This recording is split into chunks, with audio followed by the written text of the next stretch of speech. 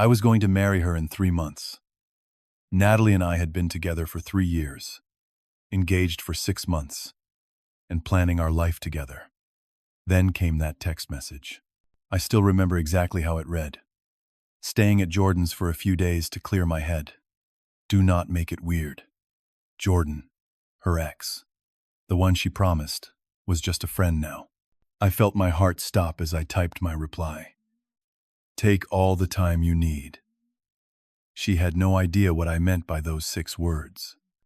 Before I tell you what happened next, let me know where you are watching from today. If you have ever had your trust broken, hit that subscribe button and stay with me as I share how I turned betrayal into self-respect. I met Natalie at my friend Anthony's birthday party 3 years ago. She walked in wearing a blue dress that matched her eyes, her blonde hair cascading down her shoulders. Our connection was instant. We talked all night about our shared love of hiking, old movies, and dreams of traveling the world. By the time the party ended, I knew she was special. I asked for her number, called her the next day, and we had our first date at a small Italian restaurant downtown. The relationship moved quickly after that. We saw each other almost every weekend, then several times during the week. At 6 months, we were practically living together, though we still maintained separate apartments. At 18 months, we officially moved in together, finding a beautiful 2-bedroom apartment with a view of the city skyline. I can still picture us celebrating with champagne on our new balcony, making plans for our future. Natalie was smart, ambitious, and worked as a marketing executive for a major retail company. I admired her drive and creativity. As a software engineer myself, we complemented each other perfectly. We established routines together: Sunday brunches, Friday movie nights, and morning runs in the park. We merged our finances, sharing responsibilities for rent, utilities, and our joint savings account for the future. I even added her to my phone plan to save money. Everything seemed perfect. I knew about Jordan from the beginning. He was her college boyfriend, her first serious relationship. They had dated for 4 years before breaking up when she moved to our city for work. She mentioned him occasionally, mostly stories from her college days. I never thought much of it until she mentioned they had reconnected as friends on social media about a year into our relationship. We are just catching up, she had said. He is married now, with a kid on the way. There is absolutely nothing to worry about. I believed her. I trusted her.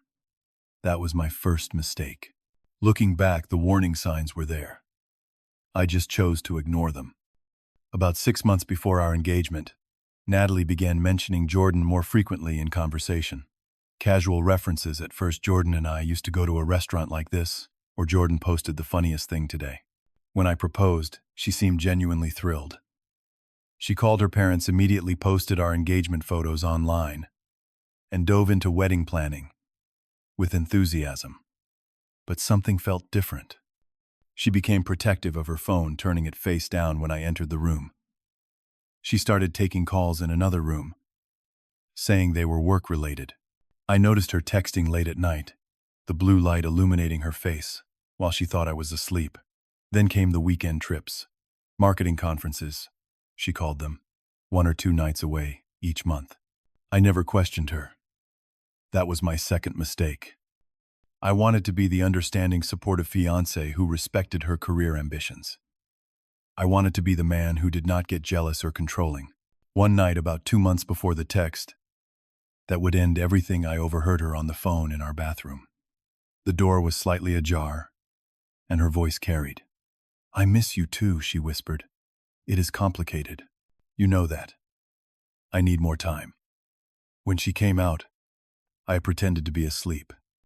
The next morning, I almost confronted her, but she seemed so loving, making breakfast and kissing me goodbye as I left for work, that I convinced myself I had misinterpreted what I heard.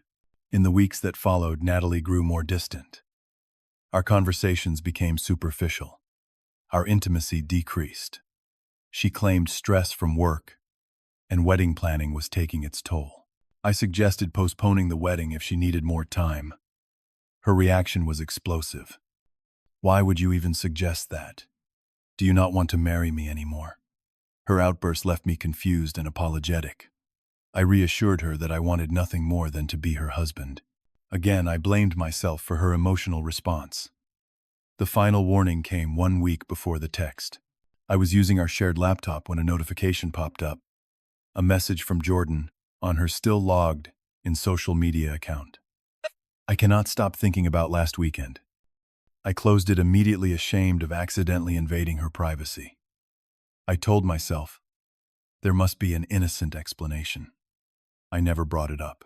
7 days later, sitting at my desk during a critical project meeting, my phone buzzed with her message. The one that would change everything. It was Tuesday afternoon. The office was busy with the usual hum of keyboards and muted conversations. My team was gathered around the conference table discussing the final phase of a software project we had been working on for months. My phone vibrated in my pocket. Normally I would ignore it during meetings, but something told me to check. There it was. A text from Natalie. I am staying at Jordan's for a few days to clear my head. Do not make it weird. I just need space to think about us. The words burned into my vision. My colleague Jake was asking me a question about the project timeline, but his voice sounded distant underwater. My heart hammered against my ribs, while my mind raced through implications. Jordan lived 3 hours away. This was premeditated. She had driven there, and only then decided to inform me. Brennan. The deployment schedule, Jake prompted again. I swallowed hard, forced a neutral expression, and answered his question professionally. Somehow I made it through the remaining 20 minutes of the meeting while my personal life imploded silently. Back at my desk, I stared at her message for what felt like hours. My fingers hovered over the keyboard. As I contemplated my response, I could beg. I could demand explanations. I could threaten. I could express my hurt. Instead, I typed 6 words. Take all the time you need. Then I set my phone down and returned to my work with mechanical precision. Inside, I was shattered. The woman who wore my engagement ring, who had stood in our kitchen that morning discussing wedding flowers, was now in another man's home. The betrayal cut deep, but something else rose within me. A cold clarity I had never experienced before. She had crossed a line that could not be uncrossed. She had broken something that could not be repaired. By the time I left work that evening, my response had evolved from shock to strategic. If she needed space to think, I would give her all the space in the world. The drive home from work was a blur. Traffic lights, other cars, pedestrians, all seemed unreal, like props in a movie about someone else's life. The radio played songs I could not hear over the roaring in my ears. I parked in our building's garage and sat in silence for 10 minutes, gathering strength for what came next. Our apartment looked exactly as it had that morning. Her coffee mug still sat in the sink. Her sweater draped over the couch. Her scent lingered in the air. I moved through the rooms slowly, seeing everything differently now. The photos of us on the walls suddenly seemed like fiction, a story I had told myself about a relationship that never truly existed, as I believed. I opened my laptop and, against my better judgment, searched for Jordan on social media. His profile was public. I scrolled through recent posts and found one from 3 weeks ago, a status update, announcing his divorce had been finalized. The comments section included one from Natalie, proud of you for making the right choice. Call me. That was when the hotel receipts made sense. The conferences that never appeared on her company calendar. The late-night phone calls. The emotional distance. It had all been leading to this moment. I called Anthony, my best friend since college, and explained the situation. Come stay with me tonight, he offered immediately. No, I replied, surprising myself with my steadiness. I need to be here. I need to think. I barely slept that night. I lay in our bed staring at the ceiling, replaying our entire relationship in my mind, searching for the moment it started unraveling. By morning, something had solidified within me. I deserved better than betrayal disguised as needing space. I deserved honesty, respect, and loyalty, none of which Natalie had shown me. With new resolve, I called in sick to work for the first time in 2 years. I had decisions to make and actions to take. My first call was to Natalie's mother, Barbara. She had always been kind to me, and I respected her too much to leave her in the dark. "Barbara, I need to tell you something difficult." I began explaining the situation without embellishment or anger. Her response surprised me. "I was afraid something like this might happen," she sighed. "Jordan has always been her weakness." "I am so sorry, Brennan. I am sending some of Natalie's things to your house," I told her. "She told me she needs space, and I intend to respect that completely." Barbara understood. There was no argument, no defense of her daughter. Just sad acceptance. Next, I methodically packed Natalie's essential items: clothes, personal care products, jewelry, important documents. I photographed everything as I packed, creating a detailed inventory.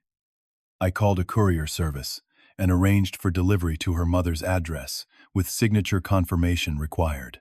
I kept nothing out of spite, included everything of value, and made sure it would all arrive safely. After the packages were picked up, I called our phone company. Since I was the primary account holder who paid the bills, it was simple to disconnect her line. "Account changes," I told the representative. "Not a cancellation, just a modification to my existing plan." I consulted briefly with a lawyer friend who confirmed what I already knew. The apartment lease was solely in my name, as Natalie had never wanted to be tied down to the paperwork. We had never registered as domestic partners. Legally, she had no claim to residency. Armed with this knowledge, I visited the building manager and explained that Natalie would no longer be living in the apartment. I requested her keycard be deactivated and her name removed from the authorized residence list. The manager, who had witnessed our relationship from the beginning, seemed concerned. "Are you sure about this?" Brennan seemed sudden. "Sometimes clarity is sudden," I replied. My final stop was with Marcus, our building's longtime doorman, who had always been friendly with both of us. "Natalie has moved out," I told him directly. "If she comes by, please inform her that she needs to contact me through appropriate channels, rather than showing up unannounced." Marcus nodded, professional, as always, though I could see the questions in his eyes. With everything in place, I returned to my apartment and waited. I expected immediate backlash, frantic calls, angry messages. Instead, silence stretched across the hours, and then days. 3 days passed without a word from Natalie. Her social media remained active. Check-ins at restaurants in Jordan's city, photos of wine glasses and sunset views, but no direct contact with me. The silence was both peaceful and excruciating. I returned to work, threw myself into the project, and maintained a facade of normalcy. Colleagues, who knew about our engagement, asked about wedding plans. I simply said we had decided to go our separate ways and changed the subject. At night, alone in the apartment, the emotional waves hit hardest. Anger came first, burning rage at her betrayal and dishonesty. Then sadness, deep, aching grief for the future we had planned together that would never come to pass. Finally, in quiet moments before sleep, came glimpses of relief that I had discovered her true character before marriage, before children, before our lives became even more entwined and complicated. Anthony came over each evening, sometimes with our other friends. They brought food, distraction, and solidarity. No one judged my decisions or suggested reconciliation. They had seen the warning signs too, they admitted. They had hoped for the best, but prepared for this outcome. I started running again, something I had enjoyed before meeting Natalie, but had gradually abandoned as our relationship consumed more of my time. The physical exertion helped clear my mind. 5 miles each morning, before work became my therapy. The rhythm of my feet against pavement, a meditation on moving forward. On the fourth day, everything changed. I was at my desk when my phone exploded with notifications. First, a call from Marcus. "Sir, Miss Natalie is here with luggage. She seems upset that her keycard is not working. Building policy requires me to ask for your authorization before allowing her up. Thank you, Marcus." "No authorization granted," I replied calmly. "Please inform her that she no longer resides here." Minutes later, my phone began ringing with calls from an unfamiliar number. Then came the texts. "Brennan, what the hell? The doorman says, I do not live there anymore. Answer your damn phone. Where is my stuff? Where is my key? My phone is not working. What did you do? I recognize the number as belonging to Barbara." Natalie was using her mother's phone. I did not respond. The building's security system allowed residents to view lobby camera feeds on their phones. I watched as Natalie argued with Marcus, gesturing wildly, her face contorted with anger and disbelief. She had 2 large suitcases with her, more than she would have needed for a few days at Jordan's. Eventually, she left, throwing a final glare at the security camera, as if she knew I might be watching. The voicemails began immediately after. "You cannot just throw me out. We are engaged. That is my home too. I cannot believe you would do this to me. After everything we have been through. Please, Brennan, let me explain. It is not what you think.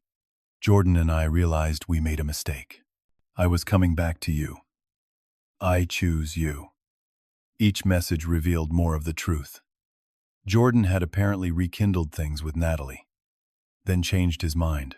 I was the backup plan, the safe option, the doormat expected to welcome her back without question.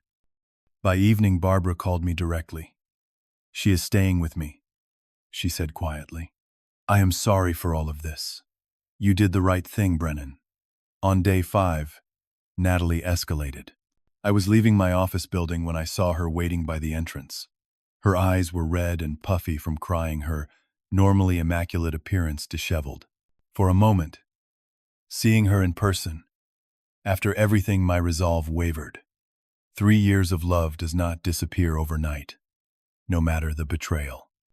"Brennan, please." She started walking alongside me. "We need to talk. You cannot throw away 3 years without even a conversation." I kept walking, eyes forward, heart pounding. It was a mistake. Jordan and I. It was nothing. I was confused, scared about the wedding. Cold feet. That is normal, right? People were watching now. My colleagues, strangers on the street. I stopped and turned to her. Normal is talking to your partner about your fears. Normal is not going to stay with your ex-boyfriend while engaged to someone else. I told you I needed space to think. You said, "Take all the time I needed." And I meant it. I replied evenly. "Take all the time you need. Just not in my home, not on my phone plan, and not as my fiancée." Her face hardened. "So that is it. After everything we shared, you just discard me like trash?" "No, Natalie. I am respecting your choice.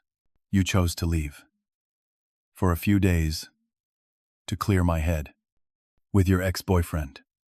3 hours away. Without discussion. That is not taking space. That is ending a relationship." She switched tactics, her voice softening as she reached for my hand. "Jordan realized we are better as friends. It was closure, that is all. I was coming back to you. I love you. Then why pack so much? Why stay multiple nights? Why the social media posts looking so happy without me?" Her eyes widened slightly. She had forgotten about those digital breadcrumbs. "The packages arrived at my mother's house," she said, changing the subject again. "You sent all my things away. Like I meant nothing. I sent your belongings somewhere safe.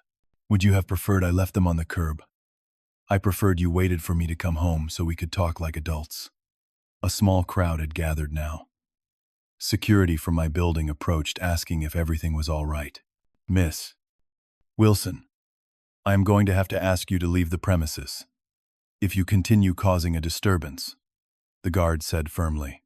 This is between me and my fiancée, she snapped. Ex-fiancée, I corrected quietly. And I have said all I need to say.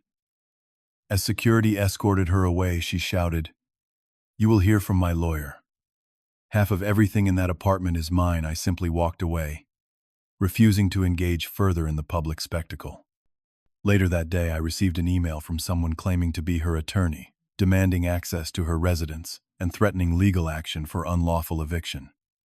I forwarded it to my actual lawyer friend, who laughed. This is a template letter from a legal website, he told me, not from a real attorney. But even if it were, she has no case. True to his assessment, no real legal challenge ever materialized. What did continue were the attempts to sway mutual friends to her side.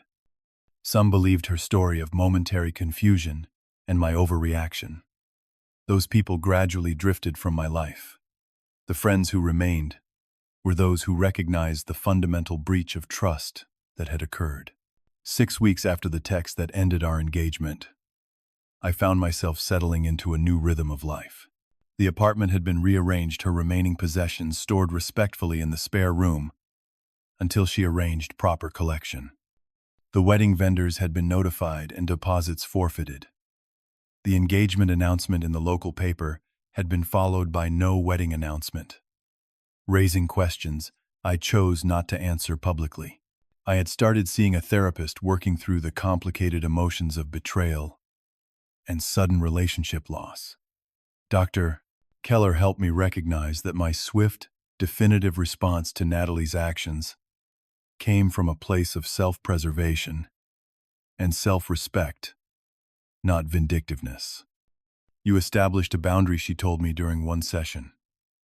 Many people struggle with that, especially when emotions are involved. Work became a sanctuary, rather than just a job. The project that had been in progress during Natalie's fateful text message was completed, successfully, earning me recognition from senior management. I channeled my excess emotional energy into professional growth, volunteering for challenging assignments that previously I might have avoided to spend more time at home. I reconnected with old hobbies. The guitar that had sat in its case for 2 years came out again. I joined a recreational basketball league that played games on what would have been wedding planning evenings.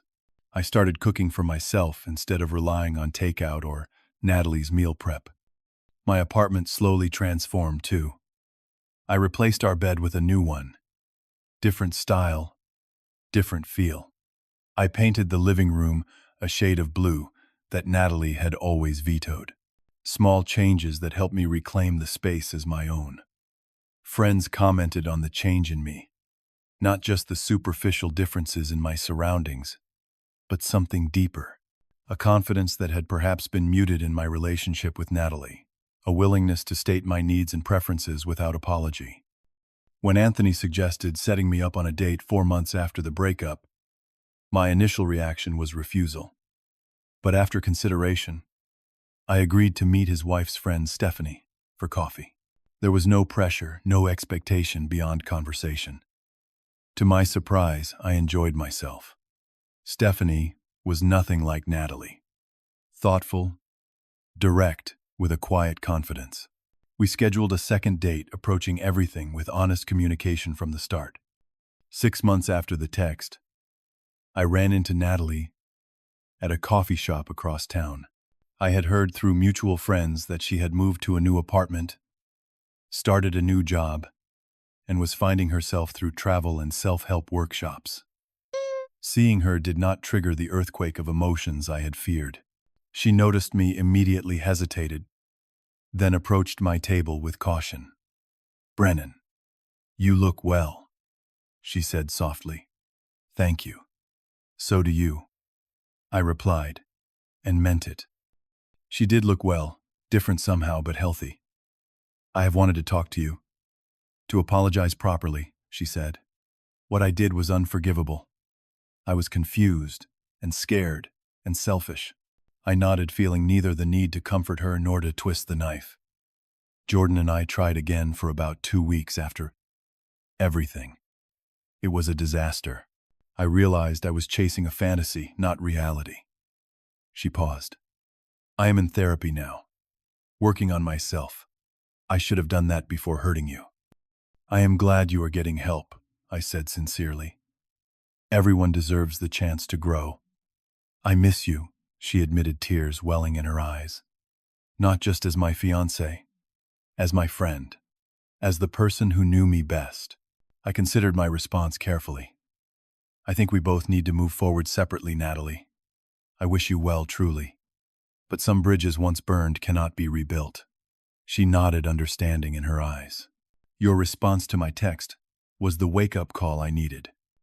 You valued yourself more than I valued you. I am trying to learn from that. We parted without drama, without promises of friendship or future contact. Just two people acknowledging a chapter closed. 1 year after the text message that changed everything, I found myself sitting on my balcony, watching the sunset over the city skyline. The same view, but seen through different eyes. I thought about the man I had been, the man I became through loss and recovery. The pain of betrayal had transformed into something unexpected: gratitude. Gratitude for the lesson learned before rings were exchanged, before legal documents were signed, before children entered the picture. Gratitude for discovering my own strength and worth. My phone buzzed with a text from Stephanie, who I had been dating seriously for several months. Our relationship was built differently, with honesty, respect, and healthy boundaries from the foundation. We had discussed our past relationships, openly learned from previous mistakes, and committed to a different path forward. Life continues to unfold in unexpected ways. Trust once broken can be rebuilt, not with the person who broke it, but within yourself. The ability to trust your own judgment, to value your self-respect above another's validation, to walk away when necessary. These are the gifts found in the ashes of betrayal. I often wonder about that moment of clarity, when I typed those 6 words, "Take all the time you need." In giving her the space she requested, I found the space I needed to become the person I was meant to be. Have you ever had to make a difficult decision to value yourself over someone else's comfort? Share your story in the comments below. If this resonated with you, please hit that subscribe button and like this video. Your support helps me continue sharing these life lessons. Thank you for listening. And remember, sometimes the most painful endings lead to the most beautiful beginnings.